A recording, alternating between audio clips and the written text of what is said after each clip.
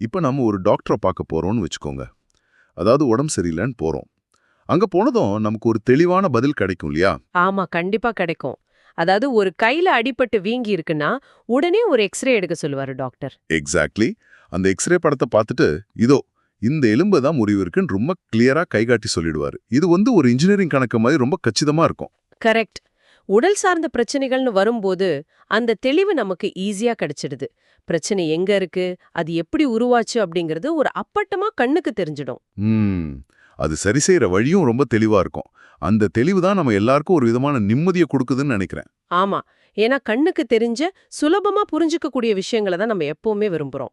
ஆனா, இந்த மனித மனம், நம்மளோட உளவியல், உணர்ச்சிகள், அப்புறம் இந்த ஒட்டுமொத்த வாழ்க்கையோட அமைப்புன்னு வரும்போது, இந்த எக்ஸ்ரே இயந்திரம் எந்த வேலையும் செய்யறதில்ல. கொஞ்சம் கூட வேலை செய்யாது. நம்ம சிந்தனைகளும் உணர்ச்சிகளும் எந்த ஒரு ஸ்கேனர்லயும் பதிவாகிறது இல்லையே. அதுதான் உண்மை.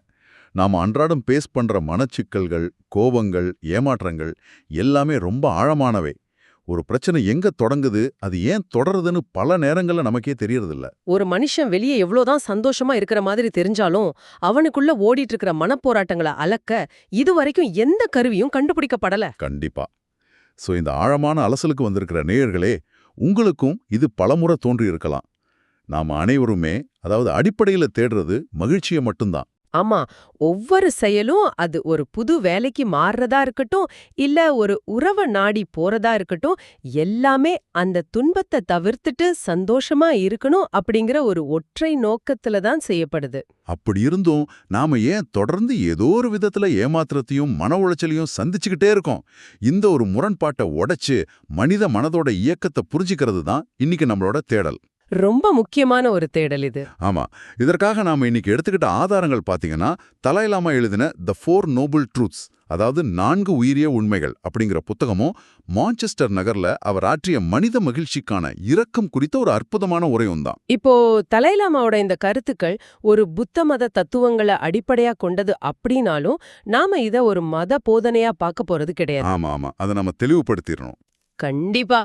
தலாய் லாமாவே தன்னோட உரைகள்ல இத ரொம்ப தெளிவா குறிப்பிடுறாரு. ஒவ்வொருத்தருக்கும் ஒவ்வொரு நம்பிக்கை இருக்கும், அது எல்லாத்தையும் நாம மதிக்கணும். ஆனா மனித மனம் எப்படி தன் சொந்த துன்பங்களை உற்பத்தி செய்யுது, அதிலிருந்து எப்படி விடுபடுறதுன்னு புரிஞ்சுக்க இது ஒரு சிறந்த உளவியல் கருவியா இருக்கு.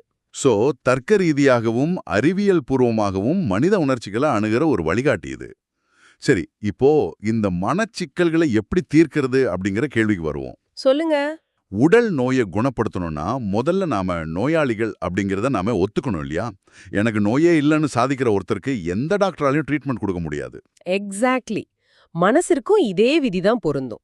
மகிழ்ச்சியை அடையணும்னா முதல்ல துன்பம்னா என்ன அப்படிங்கறத நாம ரொம்ப தெளிவா புரிஞ்சுக்கணும். இதே தான் தலைலாமா தன்னோட புத்தகத்தோட முதல் படியா சொல்றாரு. இததான் மைத்ரேயரோட புகழ்பெற்ற உவமை மூலமா அவர் விளக்குறாரு. ஒரு நோயாளி குணமடைய 4 அடிப்படை படிகள் இருக்கு. ஓகே, அது என்னென்ன? முதல்ல தனக்கு நோய் இருக்கு அப்படிங்கறத உணர்வது. 2வது அந்த நோய்க்கான அடிப்படை காரணத்தை கண்டுபிடிக்கிறது. 3வது இந்த நோயை குணப்படுத்த முடியும்னு ஒரு நம்பிக்கை வைக்கிறது. 4வது சிகிச்சை எடுத்துக்கிறது. கரெக்டா? கரெக்ட். தயங்காம இந்த சிகிச்சை எடுத்துக்கிறது. இந்த 4 படிகள் தான் நம்மளோட ஒட்டுமொத்த உளவியல் சிக்கல்களுக்கும் தீர்வா அமையுது. இதுல முதல் படிநிலை தான் இந்த துன்பத்தோட தன்மைய முழுமையா உணர்வது. பாத்தீங்கன்னா, துன்பம்னா என்னன்னு கேட்கறதே கொஞ்சம் விசித்திரமா தான் இருக்கு. கஷ்டப்படுறது தான் துன்பம்னு எல்லாருக்கும் தெரியுமே. பிறப்பு முதல் இறப்பு வரை நாம சந்திக்கிற நோய்கள், வலிகள், முதுமை எல்லாமே வெளிப்படையான துன்பங்கள் தானே. ஆமா. இதுல புதுசா புரிஞ்சுக்க என்ன இருக்குன்னு எனக்கு தோணுது. துன்பங்களை பத்தி பேசுறாரு. ஓ, இன்னும் 2 இருக்கா? ஆமா. இதுல 2வது நாம இன்பம்னு நினைக்கிற விஷயங்களுக்குள்ள ரொம்ப தந்திரமா ஒளிஞ்சிருக்கிற துன்பம். இத மாற்றத்தின் துன்பம்னு அவர் சொல்றாரு. மாற்றத்தின் துன்பம். இதை நான் இப்படி புரிஞ்சுக்கலாமான்னு பாருங்க. இப்போ நாம புதுசா ஒரு ரொம்ப விலையுயர்ந்த ஸ்மார்ட் போன் வாங்குறோம்னு வச்சுக்கோங்க. ஓகே. பல மாசமா ஆசைப்பட்டு பணத்தை சிறுக சிறுக சேமிச்சு அந்த போனை வாங்குறோம். அதை வாங்கின முதல் சில நாட்கள் அதுவே உலகத்தோட மிகப்பெரிய மகிழ்ச்சியா நமக்கு தெரியும். அதை கையில வச்சுக்கிறதே ஒரு பெரிய பெருமையா இருக்கும். கண்டிப்பா. ஆனா ஒரு சில மாசங்கள் கடந்ததும் அதே போன் நம்ம கையில இருந்தாலும் அந்த மகிழ்ச்சி அங்க இருக்கிறதில்ல. அது நமக்கு சலிச்சு போயிடுது. ஒரு புது மாடல் மார்க்கெட்டுக்கு வரும்போது நம்ம கிட்ட இருக்கிற போன் ஒரு குறையாவே தெரிய ஆரம்பிக்குது. நேற்றைய மகிழ்ச்சி இன்றைய விரக்தியா மாறிடுது. இந்த சுழற்சியை தான் அவர் சொல்றாரா? எக்ஸாக்ட்லி. இந்த உதாரணம் மனித மனதோட எதிர்பார்ப்புகளை ரொம்ப தெளிவா காட்டுது. அந்த போன் அப்படிங்கிற பொருள் மாறல, அது அப்படியே தான் இருக்கு. ஆமா, அது மாறல. ஆனா அது நமக்கு தர்ற இன்பம் நிரந்தரமானதுன்னு நாம் ஒரு கற்பனை பண்ணிக்கிட்டோம் பாத்தீங்களா? அந்த எதிர்பார்ப்பு தான் இங்க பிரச்சனையே. இயற்கையோட அடிப்படை விதியே மாற்றம்தான். எல்லாமே மாறிக்கிட்டு தான் இருக்கும். சோ அந்த பொருள் காலப்போக்குல மாறலாம், இல்லனா அந்த பொருள் மேல நமக்கு இருக்கிற ஈர்ப்பு மாறலாம். கரெக்ட். ஒரு உறவா இருந்தாலும் சரி, பதவியா இருந்தாலும் சரி, தற்காலிகமான ஒரு விஷயத்து மேல நிரந்தரமான எதிர்பார்ப்பை வைக்கிறதா மனுஷங்க பண்ற மிகப்பெரிய உளவியல் பிழை. இந்த எதிர்பார்ப்பு உடையும் போது நமக்கு ஒரு வழி வருது இல்லையா? அததான் மாற்றத்தின் துன்பம் சொல்றோம். வாவ்! நாம தேடி ஓடுற பல மகிழ்ச்சிகள் உண்மையில மாறுவேஷத்துல இருக்கிற துன்பங்கள் தான் அப்படின்னு கேட்கும்போதே நம்ம சுத்தி இருக்கிற பல விஷயங்களை மறுபரிசீலனை செய்ய தோணுது. ஆமா, சரி, இதுல மூணாவது வகையான துன்பம் என்ன? அதுதான் நிலைமைகளின் துன்பம். அதாவது இது ஒரு குறிப்பிட்ட பொருளாலேயோ இல்ல சம்பவத்தாலேயோ வர்றது கிடையாது. இது மனுஷங்களுக்குள்ள ஓடிக்கிட்டே இருக்கிற ஒரு விதமான அடிப்படை அமைதியின்மை. அடிப்படை அமைதியின்மைனா ஒரு மாதிரி ரெஸ்ட்லெஸ்ஸா ஃபீல் பண்றதா? ஆமா. இப்போ நீங்க வெளிப்படையான துன்பங்களான நோய், வறுமை எல்லாத்தையும் தவிர்த்துட்டீங்கன்னு வச்சுக்கோங்க. உங்களுக்கு பிடிச்ச தற்காலிக இன்பங்களும் உங்க கையில இருக்கு. Okay, life settle. ஆனா எல்லாமே சரியா இருக்கும்போது கூட நமக்குள்ள ஒரு குரல் கேட்டும். அடுத்து என்ன? இது மட்டும்தானா வாழ்க்கை? அப்படின்னு ஒரு வெறுமை தோணுமே, கவனிச்சிருக்கீங்களா? ஆமா ஆமா, கண்டிப்பா ஒரு மாதிரி போர் அடிக்கிற மாதிரியும் ஒரு எம்டினஸும் ஃபீல் ஆகும். அதுதான். அறியாமையோட பிடியில சிக்கியிருக்கிற ஒரு மாயையான கட்டமைப்புக்குள்ள நம்ம இயங்கிட்டு இருக்கோம் அப்படிங்கறதே இந்த மூணாவது துன்பம் தான். இது ஒரு பின்னணி இரைச்சல் போல, அதாவது ஒரு பேக்ரவுண்ட் நாய்ஸ் மாதிரி எப்பவுமே மனித மனசுக்குள்ள ஒலிச்சுக்கிட்டே இருக்கிற ஒரு திருப்தியின்மை. சூப்பர்.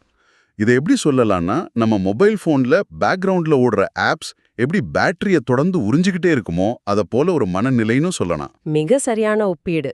சோ துன்பம் அப்படிங்கிறது ஏதோ வெளியில இருந்து திடீர்னு நம்மள தாக்குற ஒரு அரக்கன் கிடையாது.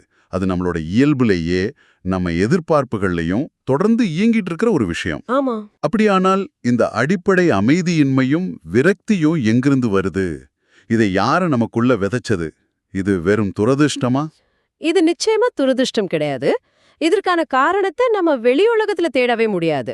நம்ம துன்பங்களுக்கு மூல காரணம் நமக்குள்ள இருக்கிற அறியாமையும் அதோட விளைவா நாம உருவாக்குற கர்மாவும் தான். ஓ, கர்மா. ஆமா, இந்த இடத்துல தான் பிரச்சனைக்கான ஆணி வேற நம்ம கண்டுபிடிக்கிறோம். கர்மா அப்படிங்கிற வார்த்தையை கேட்ட உடனே நமக்கெல்லாம் முற்பிறவி பாவங்கள், சாபம், தலையெழுத்துன்னு பல விஷயங்கள் தான் நினைவுக்கு வரும். அது ஒரு பொதுவான எண்ணம் தான். ஆமா, நாம செஞ்ச தப்புக்கு கடவுள் கொடுக்கிற தண்டனைன்னு கூட ஒரு பார்வை இருக்கே. தலாய் லாமா இதை எப்படி அணுகுறாரு? பொது புத்தியில இருக்கிற அந்த புரிதலுக்கும் பௌத்த தத்துவத்துல சொல்லப்படுற கர்மாவுக்கும் நிறைய வித்தியாசம் இருக்கு. அதாவது கர்மா அப்படிங்கிறது ஏதோ வானத்திலிருந்து விழுற தண்டனையோ ஒரு மாய வார்த்தையோ கிடையாது. அது வெறுமனே நோக்கத்துடன் செய்யப்படும் செயல். நோக்கத்தோட செய்யப்படும் செயல், இன்டென்ஷனல் ஆக்ஷன். கரெக்ட். நீங்க ஒரு செயலை செய்யும்போது எந்த எண்ணத்தோட எந்த உள்நோக்கத்தோட அதை செய்றீங்க அப்படிங்கிறது தான் உங்க கர்மாவை தீர்மானிக்குது. அது ஒரு உளவியல் தொடர்ச்சி. ஒரு சைக்காலஜிக்கல் செயின் மாதிரி சொல்றீங்க. ஆமா, நீங்க கோபம், வெறுப்பு இல்ல பேராசை மாதிரி உணர்ச்சிகளால உந்தப்பட்டு ஒரு செயலை தொடர்ந்து செய்யும்போது அந்த உணர்ச்சிகள் உங்க மனசுக்குள்ள ரொம்ப ஆழமா பதிஞ்சிடுது. அதுவே உங்க எதிர்கால எண்ணங்களையும் செயல்களையும் தீர்மானிக்கிற ஒரு பழக்கமா மாறிடுது. ஓ, இந்த தொடர் சுழற்சியெல்லாம் கர்மாங்கிற பேர்ல விளக்குறாங்களா? ஆமா, அப்படியென்றால் இந்த கோபம், வெறுப்பு மாதிரியான எதிர்மறை உணர்ச்சிகள் தான் நமக்குள்ள இருக்கிற உண்மையான எதிரிகள் இல்லையா? வெளியுலகத்தில் இருக்கிற எதிரிகளை விட இவங்க தான் ரொம்ப ஆபத்தானவங்களா? ரொம்ப ரொம்ப ஆபத்தானவங்க. தலாய் லாமா தன்னோட சொந்த வாழ்க்கையிலிருந்தே இதுக்கு ஒரு ஆழமான உதாரணத்தை காட்டுறாரு. என்ன நடந்தது? 1959 வருடம் அவர் தன்னோட தாய்நாடான திபெத்ல இருந்து தப்பிச்சு வெளியேற வேண்டிய கட்டாயம் ஏற்பட்டது. வெளி உலகத்துல உங்களுக்கு ஒரு எதிரி இருந்தா அப்படின்னா நீங்க அவங்கிட்ட இருந்து தப்பிச்சு ஓடிரலாம். நாடு கடந்து மலைகள் தாண்டி எங்கேயோ ஒரு பாதுகாப்பான இடத்துக்கு உங்களால போயிட முடியும். ஆனா உங்களுடைய எதிரி உங்க மனசுக்குள்ளேயே கோபமாகவோ இல்ல வெறுப்பாகவோ உட்கார்ந்துட்டு இருந்தா நீங்க உலகத்தோட எந்த மூலைக்கு போனாலும் அந்த எதிரியையும் உங்க தோள்லயே சுமந்துகிட்டு தான் போறீங்க. அது எவ்வளவு தூரம் பயணம் செஞ்சாலும் நம்ம கூடவே வரும். ஆமா, நீங்க தியானம் செய்ய அமைதியா உட்கார்ந்தா கூட அந்த எதிரியே உங்க மனசோட நடுவுல உட்கார்ந்துகிட்டு உங்களை வதச்சிக்கிட்டே இருப்பான். இங்க ஒரு விஷயத்தை நாம நடைமுறை வாழ்க்கையோட பொருத்தி பார்க்கணும். இப்போ ஒருத்தர் எனக்கு மிகப்பெரிய துரோகம் செஞ்சுட்டாருன்னு வச்சுப்போம். ஓகே, என் கூட பல வருஷமா பழகி என்ன அநியாயமா ஏமாத்திட்டாரு. இல்லனா ஆபீஸ்ல ஒருத்தர் என் உழைப்ப சுரண்டிட்டு என்ன பழி வாங்குறாரு. அந்த ஒரு சூழ்நிலையில நான் ஒரு மேல கோபப்படுறது முற்றிலும் நியாயம்தானே? அது நியாயம்னு தோணும். அந்த இடத்துலயும் நான் கோபத்தை காட்டாம அமைதியா தியானம் செஞ்சுட்டு இருந்தா அது என்னோட பலவீனத்தை காட்டுற மாதிரி ஆயிடாதா? அநீதிய கண்டும் கோபப்படக் கூடாதுன்னு இந்த தத்துவம் சொல்லுதா? ரொம்ப நியாயமான கேள்வி இது. ஆனா இங்க தலைலாமா அநீதிய பொறுத்துக்க சொல்லவே இல்ல. ஒரு சூழ்நிலை தவறா இருக்கும்போது அதை எதிர்த்து போராடுறது கண்டிப்பா அவசியமானதுதான். ஓ, அப்போ போராடலாம். ஆமா. ஆனா அந்த போராட்டத்தோட உந்து சக்தி என்னவா இருக்கணும் அப்படிங்கிறது தான் இங்க கேள்வி. நீங்க அந்த போராட்டத்தை கோபம் மற்றும் வெறுப்பு அப்படிங்கிற உணர்ச்சியோட செய்ய போறீங்களா, இல்ல தெளிவான அறிவு மற்றும் இரக்கம் இதோட செய்ய போறீங்களான்னு பார்க்கணும். அதாவது நம்ம ரியாக்ஷன் எப்படி இருக்குங்கிறது தான் முக்கியம். எக்ஸாக்ட்லி. கோபம் அப்படிங்கிறது நாமே விஷத்தை குடிச்சிட்டு நம்ம எதிரி சாகணும்னு நினைக்கிறதுக்கு சமம். கோபப்படும்போது முதல்ல கெடுறது உங்க மன அமைதி தான். உங்க பிபி தான் அதிகமாகுது, உங்க தூக்கம் தான் கெட்டு போகுது. ஆனா எதிரி நிம்மதியா தூங்கிட்டு இருப்பான். ஆமா, அவன் பாட்டுக்கு நிம்மதியானா இருப்பான். நாமே விஷத்தை குடிச்சிட்டு எதிரி சாகணும்னு நினைக்கிறது இது உண்மையிலேயே ஒரு மிக சரியான விளக்கம். நம்ம கோபத்தோட உச்சில இருக்கும்போது எதிரியை அழிக்கிறோம்னு நினைச்சுக்கிட்டு நம்மள நாமே தான் அழிச்சுக்கிறோம். கண்டிப்பா. கோபம் ஒருபோதும் சரியான தீர்வை கொடுத்ததே இல்ல. சரி, இந்த உள்ள இருக்கும் எதிரி எப்படி செயல்படுறான்னு எனக்கு புரிஞ்சிருச்சு. ஆனா இதை எப்படி முழுமையா தடுக்கிறது? ஒரு மனுஷனால சுத்தமா கோபமே இல்லாம எந்த ஆசையும் எதிர்பார்ப்பும் இல்லாம வாழ முடியுமா? இந்த விஷத்தை குடிக்காம இருக்கிறது எப்படின்னு தான் நான் கேக்குறேன். இந்த இடத்துல தான் சூனியன் நிலை, அதாவது எம்டினெஸ் அப்படிங்கிற ஒரு மிக முக்கியமான ரொம்ப நுட்பமான ஒரு கருத்தை நாம புரிஞ்சுக்கணும். சூன்ய நிலை. ஆமா, இந்த உள்ள இருக்கிற எதிரிகளை நிரந்தரமா அழிக்கிறதுக்கான வழி இதுதான். இததான் துன்பத்தை நிறுத்துதல்னு பௌத்தத்துல குறிப்பிடுறாங்க. ஆனா பாத்தீங்கன்னா இந்த சூன்ய நிலைங்கிற வார்த்தையை கேட்டாலே பலருக்கும் ஒரு விதமான தயக்கம் வந்துடும். ஒரு மாதிரி எதுவுமே இல்ல, எல்லாமே மாயை, வாழ்க்கையே ஒரு சூன்யம்னு விரக்தியா பேசுற மாதிரி தோணுதே. ஆமா, அந்த வார்த்தை அப்படி ஒரு ஃபீலை தான் கொடுக்கும். இது ஒரு விதமான சூன்யவாதம் இல்லையா? எல்லாமே பொய்னா நாம எதுக்கு உழைக்கணும், எதுக்கு வாழணும் அப்படிங்கிற ஒரு கேள்வி வந்துடுமே. சூனிய நிலை அப்படிங்கிறது எல்லாமே பொய்ன்னு சொல்றதோ இல்ல உலகம் இருக்கிறதே மறுக்கிறதோ கிடையாது. உண்மை சொல்லணும்னா இது சூனியவாதத்துக்கு முற்றிலும் எதிரானது. அப்போ சூன்ய நிலைனா என்ன? சூன்ய நிலை அப்படிங்கிறது எந்த ஒரு பொருளும் எந்த ஒரு மனுஷனும் தங்களுக்குள்ள தனித்து இயங்கல அப்படிங்கிற ஆழமான உண்மையை உணர்வது. இது ஒன்றுக்கொன்று சார்புடைய தோற்றம்னு சொல்வாங்க. இங்கிலீஷ்ல டிபெண்டன்ட் ஒரிஜினேஷன். ஓ, அதாவது எல்லாமே கனெக்டட் அப்படிங்கிற மாதிரி. கிட்டத்தட்ட.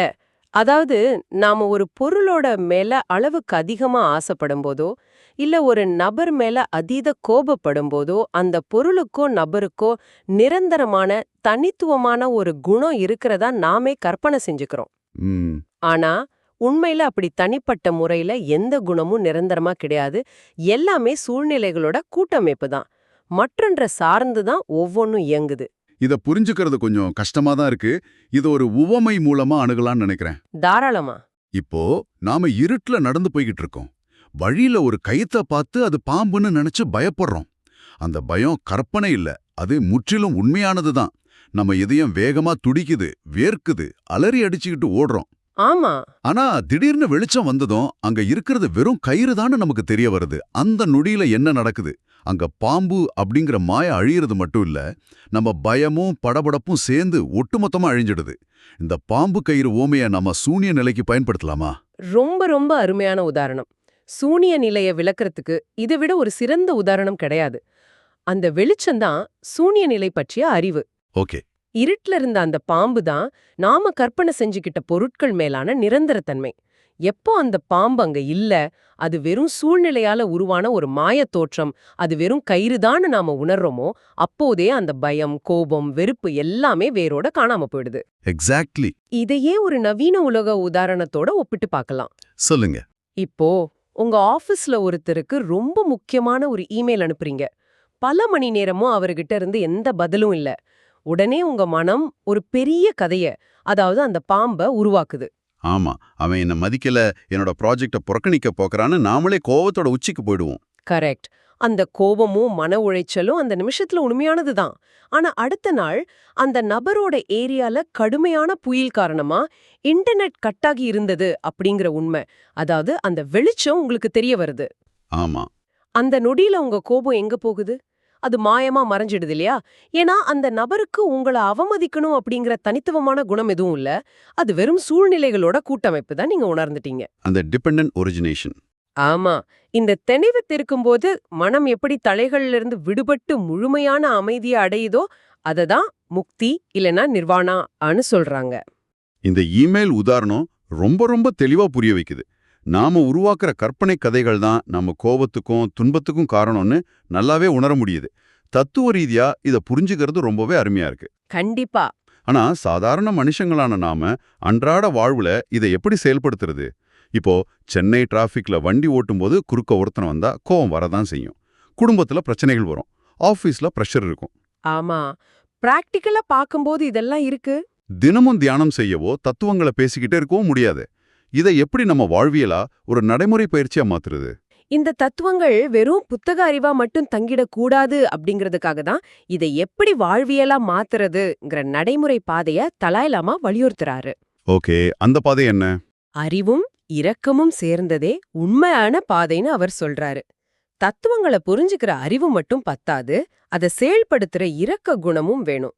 இததான் புத்த மதத்துல சொத்ரி சித்தம்னு சொல்வாங்க. இரக்கம் காட்டுறது சரிதான்.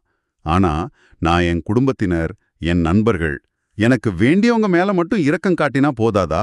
அதுவும் அன்பு செயல்தானே? நமக்கு தெரிஞ்சவங்க மேல நாம காட்டுறது உண்மையான இரக்கம் கிடையாது. அது வெறும் பற்றுதல், அதாவது அட்டாச்மெண்ட். ஓ, அப்படி சொல்றீங்களா? ஆமா. என் குடும்பம், என் நண்பர்கள்னு ஒரு எல்லைய வகுத்துக்கிட்டு காட்டுறது நிபந்தனைக்கு உட்பட்ட அன்பு. உண்மையான இரக்கம் அப்படிங்கிறது பாரபட்சமற்றதா இருக்கணும். நம்ம நண்பர்களுக்கு மட்டும் இல்லாம முகம் தெரியாத நபர்களுக்கும் நம்மளை எதிர்க்கிறவங்க மேலேயும் காட்டப்படுற அன்பே உண்மையான இரக்கம். நம்மள எதிர்க்கிறவங்க மேலயமா? ஆமா. அவங்க என்னதான் தவறு செஞ்சாலும் இல்ல நம்மள சீண்டினாலும் அவங்களும் நம்மள போலவே ஏதோ ஒரு வகையில மகிழ்ச்சிய தேடி துன்பத்தை தவிர்க்க துடிக்கிற சக மனுஷங்க தான் அப்படிங்கிற ஆழமான புரிதல் அந்த இரக்கத்தோட அடித்தளமா இருக்கணும். இது கொஞ்சம் கஷ்டமான விஷயம்தான். இத பத்தி மான்செஸ்டர் உரையில தலாய் லாமா விளக்கும்போது தன்னோட சொந்த வாழ்க்கையிலிருந்து ஒரு சின்ன கிளியோட கதைய சொல்றாரு. தலையிலாம விட்ட ஒரு செல்லக்கிளி இருந்ததா? ஓகே. அவருக்கு உதவியா இருந்த ஒரு முதியவர் பார்க்க ரொம்ப கண்டிப்பான முகத்தோட இருப்பாரு. ஆனா அவர் எப்பவுமே அந்த கிளிக்கு ரொம்ப அன்பா கொட்டைகளை சாப்பிட கொடுப்பாரு. அந்த முதியவரோட இருமல் சத்தம் கேட்டாலே அந்த கிளி உற்சாகமாயிடும். Wow, cute. ஆனா தலையிலாம சில சமயம் விளையாட்டுக்காக ஒரு குச்சியை வச்சு அந்த கிளியை சீண்டி பாப்பாராம். அப்போ அந்த கிளி அவர்கிட்ட வரவே வராது, பயந்து விலகி போகும். மனுஷங்க மட்டும் இல்ல, ஒரு சின்னஞ்சிறிய பறவை கூட அன்பான சூழலை உருவாக்குனா நெருங்கி வரும். முரட்டுத்தனமா நடந்தா விலகி போகும். அப்படிங்கிறது தான் இயற்கையோட அடிப்படை விதி. இது கேட்கறதுக்கு ரொம்ப இனிமையா தான் இருக்கு. ஆனா நான் மறுபடியும் ஒரு முறை நிதர்சனமான உலகத்துல இருந்து ஒரு கேள்வியை வைக்க போறேன். தாராளமா கேளுங்க. எல்லார் மேலயும், குறிப்பா என்ன காயப்படுத்தினவங்க மேலயும் நான் எப்பவும் இரக்கம் காட்டிக்கிட்டே இருந்தா இந்த உலகம் என்ன ஒரு ஏமாளின்னு நினைச்சிடாதா? இது எல்லார் மனசுலயும் வர ஒரு பயம்தான். ஆமா, இவங்க என்ன செஞ்சாலும் நான் பொறுத்துப்பேன் அப்படின்னு என்ன அவங்க தவறா பயன்படுத்திக்க மாட்டாங்களா?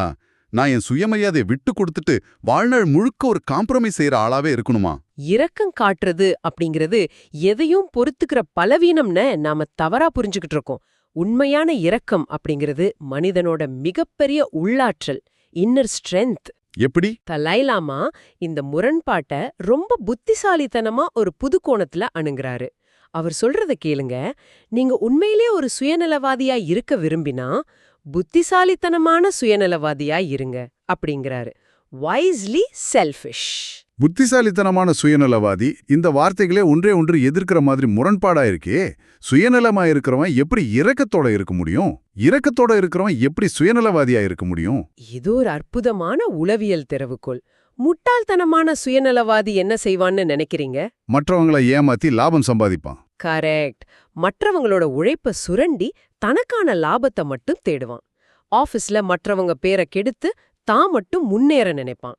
இது அவனுக்கு வேணா ஒரு தற்காலிக லாபத்தை கொடுக்கலாம். ஆனா நிம்மதி இருக்காது.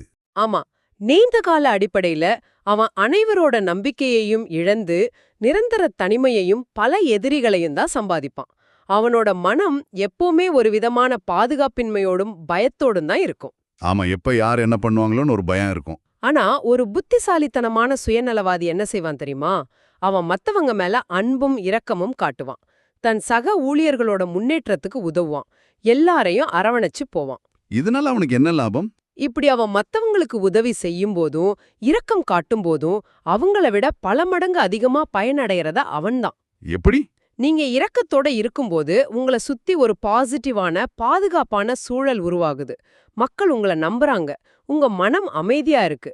எந்த குற்ற உணர்ச்சியும் இல்லாம உங்களால நிம்மதியா தூங்க முடியுது.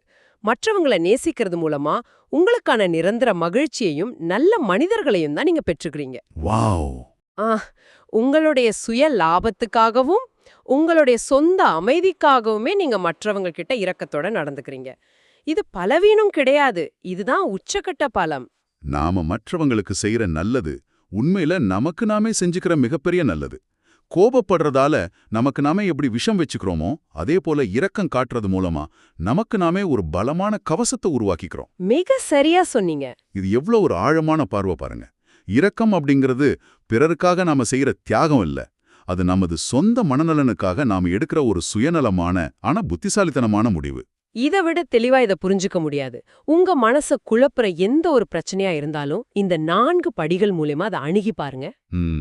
துன்பத்தை உணர்வது, அதற்கான உள்ளான காரணமான அறியாமையையும் எதிர்பார்ப்பையும் கண்டுபிடிக்கிறது. அந்த எதிர்பார்ப்புகள் சார்புடையவை, அதாவது சூனிய நிலை அப்படிங்கறத உணர்ந்து மாயைய உடைக்கிறது. அப்புறம் இறுதியா புத்திசாலித்தனமான சுயநலத்தோட இரக்கத்தை பயிற்சி செய்யறது. இந்த அணுகுமுறை மனித குலத்தோட ஒட்டுமொத்த உளவியல் சிக்கல்களுக்குமான ஒரு தெளிவான வழிகாட்டி. ரொம்ப ரொம்ப அருமையா விளக்குனீங்க. இந்த ஆழமான அலசல் மூலமா நம்ம பல விஷயங்களை தெளிவுபடுத்திக்கிட்டோம். நேயர்களே, நீங்க ஒரு நிமிஷம் யோசிச்சு பாருங்க. இதோட உண்மையான அர்த்தம் தான் என்ன? இது எல்லாம் நாம ஏன் தெரிஞ்சுக்கணும்? ஆமா, அது ரொம்ப முக்கியம். மனிதனா பிறக்கிற எந்த ஒரு குழந்தையும் பிறந்த உடனே தன்னிச்சையா வாழ்ந்துட முடியாது. அந்த குழந்தை உயிர் வாழ்றதே தன் தாயோட இரக்கத்தால சுரக்கிற பாலினால தான் அப்படின்னு தலாய் லாமா ரொம்ப நெகிழ்ச்சியா குறிப்பிடுறாரு. அந்த தாயோட அரவணைப்பும் அன்பும் இல்லைன்றால் மனித குலமே இன்னைக்கு இருந்திருக்காது. கண்டிப்பா. ஆக மனிதர்களோட அடிப்படை இயல்பே அன்பும் இரக்கமும் தான். அப்படி இருக்கும்போது நாம ஏன் அந்த அன்பை வெளிக்காட்ட இவ்வளவு தூரம் யோசிக்கிறோம்?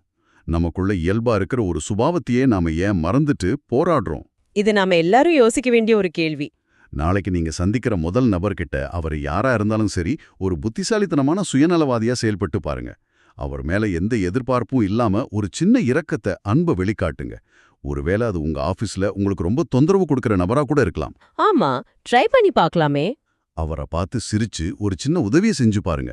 அந்த நாள் உங்களுக்கு எப்படி மாறுது, உங்களுக்குள்ள எவ்வளோ பெரிய அமைதி கிடைக்குதுன்னு நீங்களே கவனிச்சு பாருங்க. அந்த மருத்துவமனையோட எக்ஸ்ரே இயந்திரம் உங்க மனசோட காயங்களை கண்டுபிடிக்காம போகலாம்.